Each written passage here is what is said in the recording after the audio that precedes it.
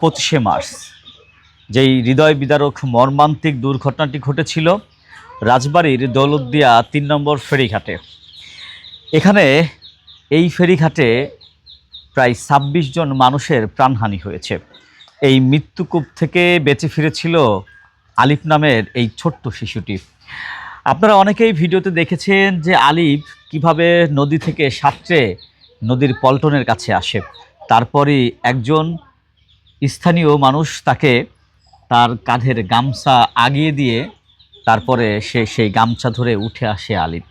কিন্তু আলিফ উপরে উঠে এসে কিন্তু সেই চিৎকার করছিল তার মায়ের জন্য।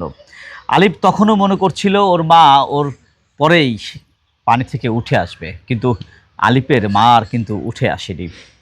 আলিফের মা যখন বাসটিতে বসেছিল তখন আলিফ তার মায়ের কোলে ছিল। আলিফ তার মায়ের কোলে বসে বসে শশা খাচ্ছিল এবং সেই শশা বাসের মধ্যে থেকে কোনো এক হকারের কাছ থেকে কিনেছিল তার মা।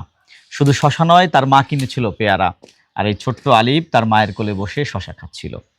হঠাৎ করেই একটি বড় ধরনের ঝাঁকুনি, তারপরেই সেই বাসটি প্রায় ৮০ কিলোমিটার স্পিডে গিয়ে পল্টনের সঙ্গে ধাক্কা খেয়ে কিন্তু বাসটি পড়ে যায় নদীর গভীরে।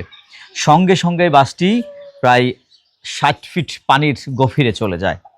তখন তাৎক্ষণিক পড়ার সঙ্গে সঙ্গে কিন্তু আলিফের মা আলিফকে জাংলা দিয়ে ধাক্কা দিয়ে বের করে দেয় এবং তারপরে কিন্তু আলিফ উঠে আসে পানির উপরে। এখন আমরা যতটুকু আলিফের সঙ্গে কথা বলে জানতে পেরেছি, আলিফ যেটা আমাদেরকে বলেছে যে এভাবেই তার মা তাকে জাংলা দিয়ে বের করে দিয়েছে। তখন আলিফ মনে করছিল ওর মা ওর পিছনেই আসছে, কিন্তু সেই মা আর কখনোই আসেনি।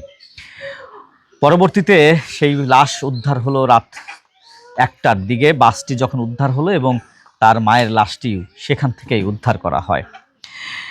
যখন আলিফের মার কোলে বসে শশা খাচ্ছিল, ঠিক তখনই আলিফের মা আলিফের নানির সঙ্গে কথা বলছিল, অর্থাৎ যে জ্যোৎস্না, আলিফের মা মারা গিয়েছে সেই জ্যোৎস্না কথা বলছিল তার মায়ের সঙ্গে। সেই কথা বলতে বলতেই কিন্তু সেই বাসটি খাদের মধ্যে পানির নদীতে পড়ে যায় এবং সে সর্বশেষ তার মাকে বলেছিল, মা আমি মরে যাচ্ছি। জোরে করে একটি চিৎকার দেয় এবং মেয়ের সেই চিৎকার শুনেই তিনি আর বসে থাকতে পারেন। এই বাড়িতে চিৎকার শুনেই ছুটে গেছেন সেই দৌলতদিয়া ৩ নম্বর ফেরিঘাট এলাকায়। তারপরে তিনি গিয়ে দেখেন আলিফ সেখানে রয়েছেন এবং আলিফ মায়ের জন্য চিৎকার করছে, কান্নাকাটি করছে। তারপরেই এই দীর্ঘ সময় অপেক্ষা, কখন বাসটি উদ্ধার হবে, কখন তার মায়ের মরদেহ পাবে, অথবা আশায় বুক বেঁধেছিল আলিফের নানি যে তার মেয়েটা জীবিত উদ্ধার হবে, কিন্তু না, তার মেয়ের সর্বশেষ নিথর দেহটি নিয়ে তাকে বাড়ি ফিরতে হয়েছে ভোর ৪টায়।